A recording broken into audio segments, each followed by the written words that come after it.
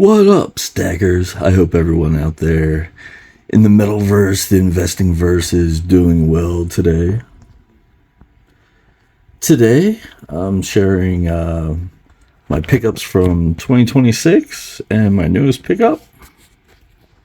What I've been doing is collecting 1 quarter and 1 dime each week. And I've been doing that for the past 5 months, and that works out to be $1.40 in face value, which represents an ounce of silver. Doing a little accounting, we're coming upon June, and June will be about 4 months since we reached all-time highs in the 120 range for silver. Giving it a little bit of time to cool down.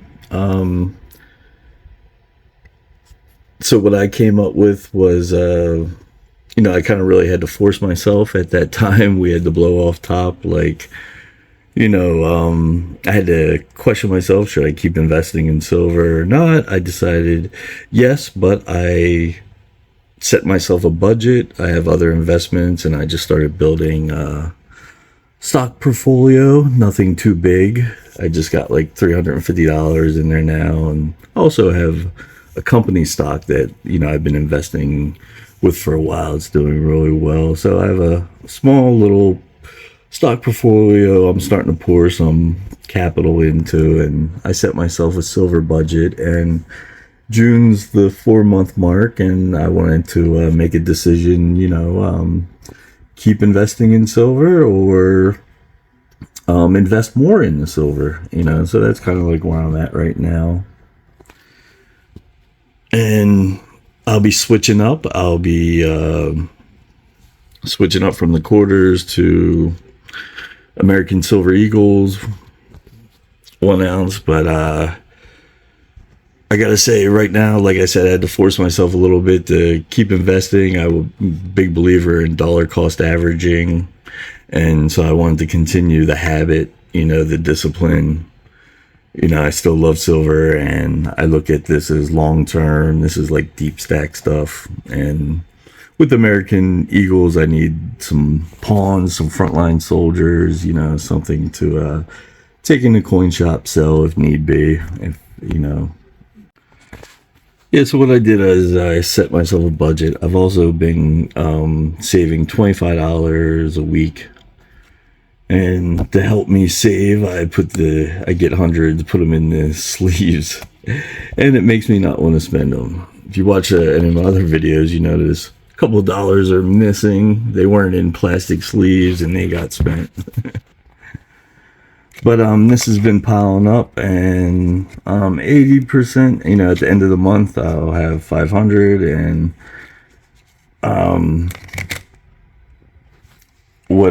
I'm 80% certain that I'll probably end up picking up something like a 1/10 ounce.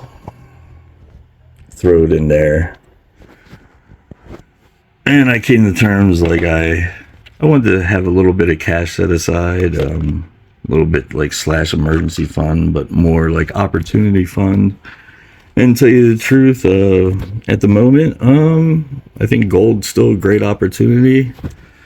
So, and I came to terms with myself, if something does pop up and I need the cash, well, I'll just have to eat it, take the hit on it, and,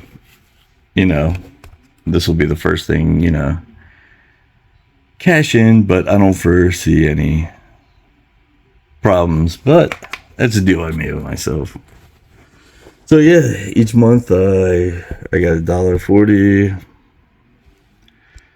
May, 5 months, and that was just really didn't really notice at all. Like I said, it's I scaled down a little bit, and didn't even really notice the investment, the money I put in.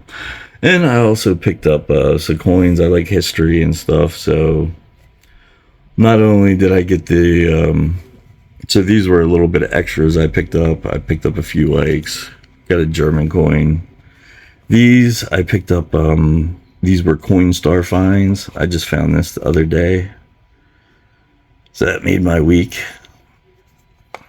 And these were some Coinstar finds from this year. This is one of my favorites. This is, I guess, a round. It comes from Arcade Jewelers in New Jersey. And this is 5 grams. And what's pretty cool about this is, I looked up the jewelry store. It is a Indian jeweler. And this is like the god of knowledge, and this is the god of prosperity. I believe I have that right.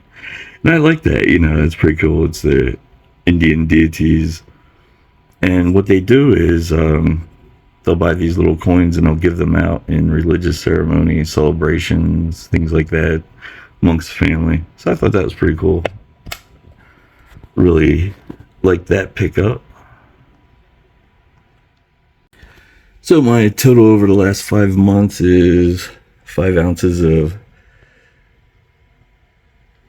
90% constitutional. I got an ounce of Ikes, which are 40%. So three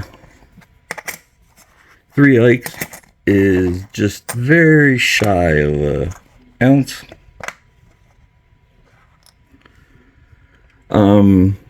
Something fun fact, coins that are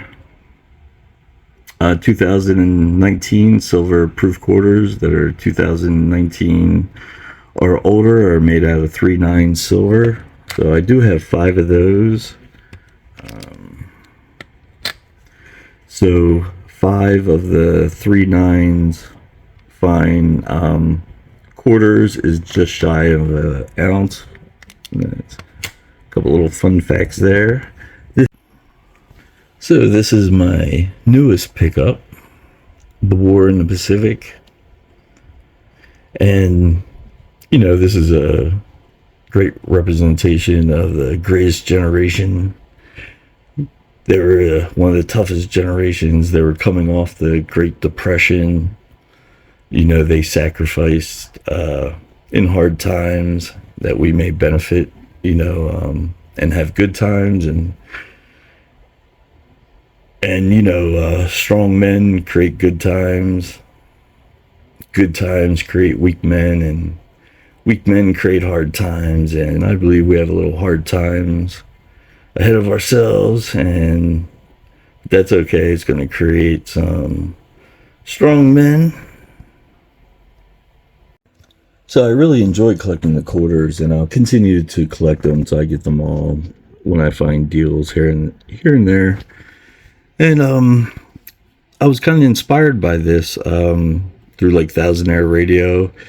He collected a Morgan silver dollar each week, and also he set aside some cash, and he would buy, when it added up, he'd buy an ounce or 1.2 ounce Centenario. And, I can't do it on that scale, or even the scale of like Stack Daddy. I was watching Stack Daddy's video the other day, and he was ranting and also replying to pajama stacking. And I was just, looking at the video, and I love Stack Daddy, and I was like, wow, man, I can't even compete with what Stack Daddy's doing. And Stack Daddy's awesome, but when I watch the videos, I'm like, I look at myself, I'm like, what am I doing wrong here? And so, I gotta have the right mindset, struggle with myself, to tune in on Stack Daddy's videos. But I also like Thousandaire Radio, and he's on, he's still on a whole nother level, right? And he's stacking, Morgans each week and Centenarios. And so for my scale, I'm just like stacking quarters and 1/10 ouncers. And I'm happy and I'm content with that, It all adds up. I just recently got a stacking goal of, I was able to get 1 full tube of Mercs with all these, pickups. So, drip by drip, it all adds up, fills up the bucket. I've been treating this like a hobby with benefits, so it's time to get serious. But if we ever do have to deal with the HFTF, I got some bling for the HFTF. Yeah. Let me get a loaf of bread. Who do you think the farmer's going to give that loaf of bread to, huh?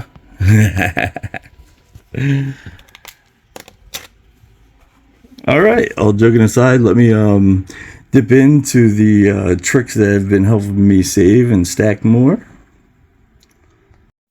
If you're serious about building wealth, I recommend reading The Richest Man in Babylon, free on YouTube in audiobook form.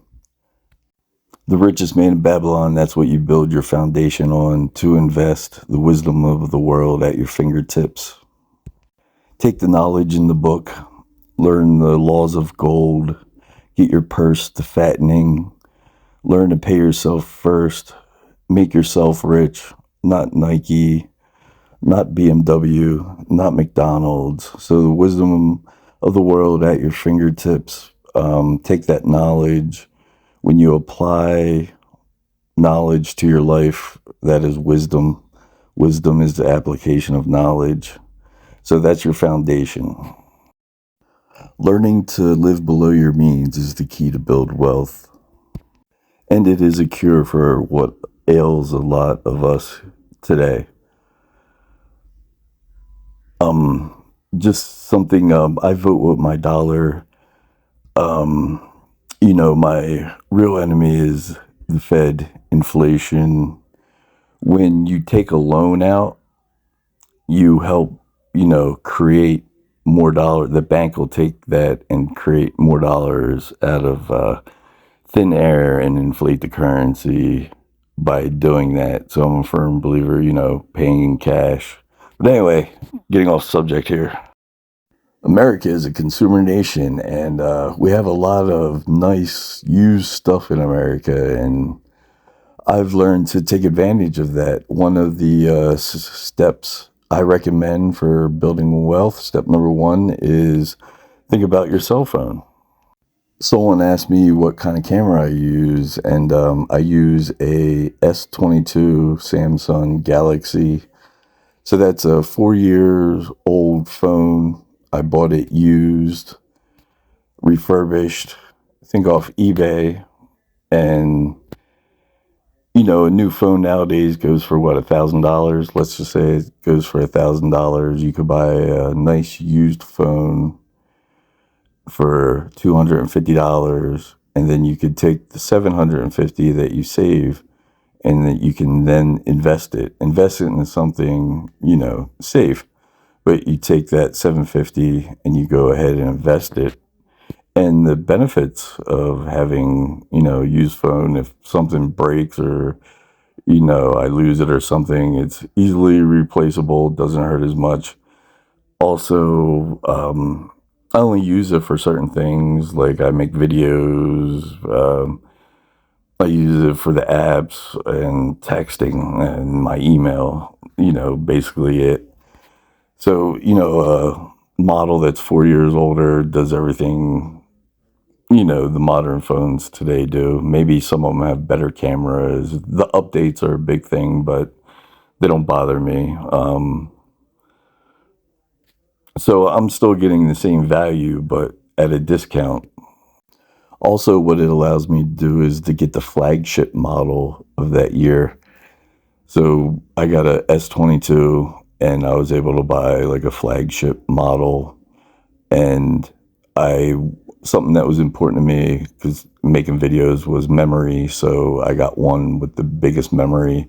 And I didn't realize at the time that I could have saved a little bit of money by going down a little bit to a 16 gig, but I think I went up to 32 gig memory. But I didn't realize my Samsung S9 that I was replacing only had like 8 gigs, so I didn't need all this memory. But I'm happy I got it anyway. But my point is that you could spend less and also get a flagship model that does everything the phones do today, and the money that you're saving, you can invest and grow it. We have to get out of this mindset of keeping up with the Joneses. I had a young man at work. He just got a the newest Apple phone, and he was proud to show it off, and he spent at least 1,000 for it, and he was enjoying it for a week, and he didn't have a case, and I was wondering, why don't you have a case? And and I'm thinking that he wanted to show off like the Apple emblem. And he ended up dropping it, a week after, just getting it and cracking the screen. And, I felt bad for him. But, it's, if you had something used in that situation, you could just replace it easily. Like I said, I think just paying up for the newest model is a waste of money when you can get something, a couple years back. And I could have got a newer phone, but like I said, this was the top of the line one for that time. So I have no regrets on the phone. Tip number 2, I would say, is buying a used car, buying a beater, buying a hoopty. You know what I'm saying? It's one of the best ways to save money and grow and build wealth. If you're So you could save up $5,000, $10,000, something in that range, and buy a nice used car, low mileage with cash. I'm recently in this position. I'm looking to get a Toyota Sienna minivan with like 100,000 miles in that price range. But the money I save off of that, I could take it and invest. The vehicle will probably pay for itself. A lot of times our image is mixed up with our car, we overpay, so the way you look at, what you're purchasing, because a car is not an investment, it's a liability. It loses money as soon as you drive a brand new car off the parking lot. It goes down in value. By buying a used car, you want something nice where you're confident, taking it for long trips and all, but you don't have to have top of the line insurance. You could have cheaper insurance if you choose to, just the standard insurance. You get in a wreck, hell, you could just leave it on the side of the road and just keep walking, buy another one. You know what I mean? So, and you just keep a little fund in case that one craps the bed. You just go buy another one. What you really want to do is avoid that loan. You don't want to, take out a loan and then you have to pay the loan each month. You have to pay interest on the loan. Oftentimes, you're paying couple $1,000 more, just in interest on that loan. So you're making, the banks, the loan companies, richer, while, you could use that money that you're, paying all that interest on, and you make that compound and work for you. So you're kind of paying yourself the interest, you know what I mean? You're the one getting, wealthier. One of the reasons I'm able to stack is that I don't spend nothing commuting to work. Since I've got out of rehab, I haven't had a car. I've been blessed to be in an area where I got a job that's like 2 miles away. I could walk there if I had to, but I use an electric scooter, and that scooter's done way paid for itself already. So it costs me nothing, to get to work. Also, by being just like 2 miles away, I don't have a long commute. So some people, they spend 2 hours a day, like an hour to work, hour back to work. That's 2 hours of their life each day, so I value time nowadays.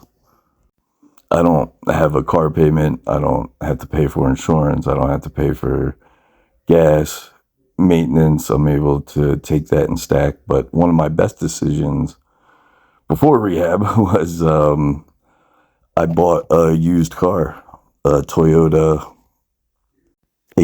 Corolla. I found it in the newspaper. It was peer-to-peer, kind of like private sale. And I went and met this couple, and it was, a couple probably in their mid-30s, had kids. They had two vehicles. The the husband had a pickup truck, and the wife had a Toyota Corolla that her father gave her when he got a new car. And the husband ended up, at that time, gas was jumping up there to where it is today. And the husband used it to get to work because it was a four-cylinder. And the father got a new car, and he gifted them a Honda Accord. So they had three cars, and she's like, I hate to sell it, but I don't need it anymore. Got rid of it. It had 173,000 miles on it, but all the maintenance was done. It was taken real good care of, and I paid $2,500 for it, and it was the best car I ever had. I used to buy old Cutlasses, and like if you ever seen Training Day, like I had that car. That was a type of cars I had, but they always leaked oil and everything. But that little Corolla was the best car, best investment I ever made. It was a four-cylinder, saved me a lot on gas. Even though it had 173,000 miles, that thing I took it everywhere, went on a lot of trips, everything.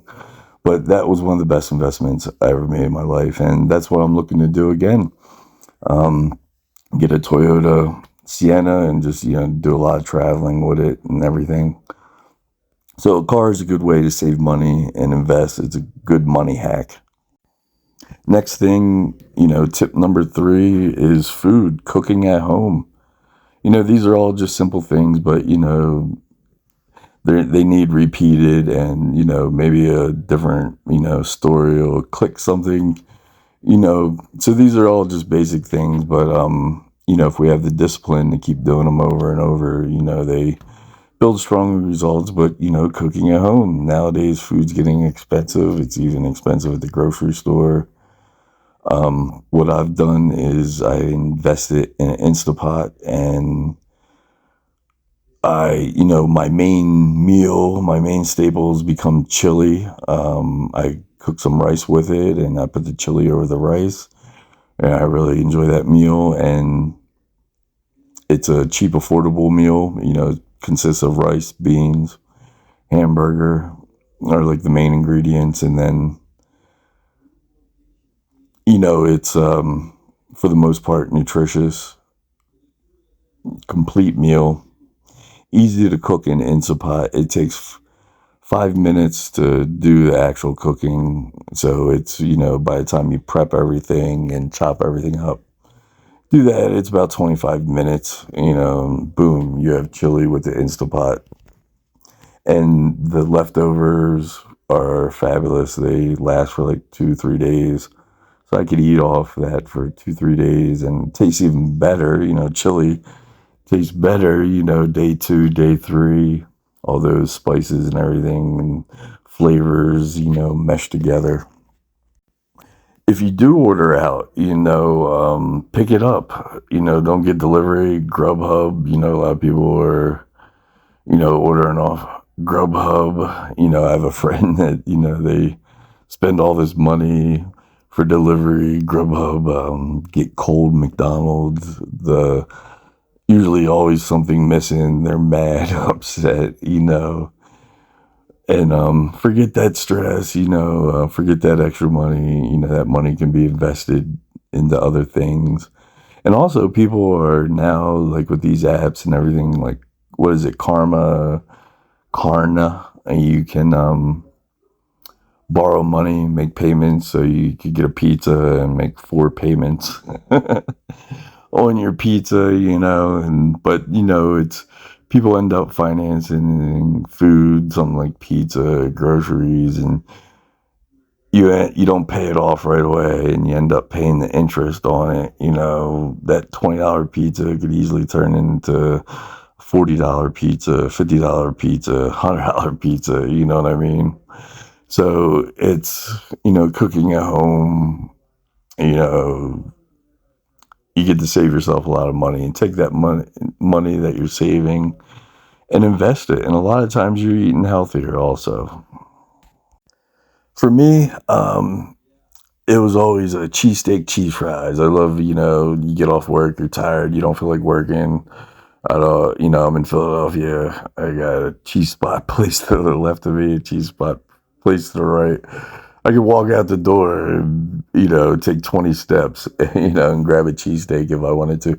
But, yeah, my go-to was always cheesesteak, cheese fries. I remember just a few years ago, that was like, less than $15. Um, I just priced it the other day, and it's $25 for cheesesteak, cheese fries, and I get to a point where yeah, I just can't pay that anymore. It's not justifiable, and so nowadays with the Instapot, like each week I treat myself to a roast with potatoes, carrots, and that comes out to about $25. With all the ingredients, and you can eat off that roast for a day or two. With leftovers. Another good one is, making your own coffee at home. My favorite coffee is Starbucks, and I buy it at the store, and I make it at home, and I take it to work with me, or if I go out, I'll take, I got a thermos, I'll take it out with me. I enjoy it while I'm at home. But yeah, just making your own coffee at home, that's a nice way to save. I still enjoy my Starbucks, but just at a cheaper price point. I'm getting ready to expand on that and get a coffee grinder and grind my own, get the full bean, coffee and grind my own coffee. So those three steps have saved me a lot of money. They can save you a lot of money too. Also, another thing that I do is I'm blessed to have a Goodwill thrift shop near me called Second Ave. They deal in like designer clothes is like their main thing. They have like everything, but they're a chain, and their like main thing is, I don't know how they do it, but they get all this top of the line clothes. Like I like Nautica. They always have like Nautica stuff, so I pick up Nautica shirts and khakis, and I get them at pennies on the dollar. So I buy my clothes at a thrift store. I'm known to wear out a pair of shoes, pair of sneakers. It's a pretty simple formula, just live below your means. And then the consequences of living below your means is that you'll have excess. Your wallet will begin to fatten, you have more money. And then just be wise with the money. Don't spend it on stuff. Spend it on investments, assets. So you take that money and you invest it wisely. You don't, speculate and gamble with the money. Don't decide, hey, I got $10,000 in my bank account. I'm going to become a day trader. No, don't do that. Just solid. Warren Buffett had a bet one time. He had, he made $1 million bet that he could, an index fund, a 500 index fund like SPY, VOO, just the 500 top companies of the S&P 500, just a simple ETF index fund. And he bet it against, a hedge manager, a person whose job is to, move money around and beat the market. And over a 10-year period, just the simple S&P 500 index fund outperformed the hedge fund guy, and Warren Buffett won the bet. So, investing can be passive and safe. You could just take that excess and just put it in a simple S&P 500 index fund. You can invest in precious metals. Precious metals over time, as prove their worth and safety, stability. So there's many safe investments that you can invest in. So what you're doing is you're stop making everyone else rich, and then you take 10. The book recommends 10% of everything you make. You pay yourself first, and by compounding that money, that money begins to work for you. Your money is working for you. You're not working for the money, and you're learning how to make money while you sleep, and that is like, one of my main goals, because if you don't learn how to make money while you sleep, you'll work to the day you die. And that's a quote from Warren Buffett. So these are the 3 tips I have for you. This is the Philly Stacker. Wishing everyone out there the best wealth, prosperity, health. And as always, keep learning, keep stacking.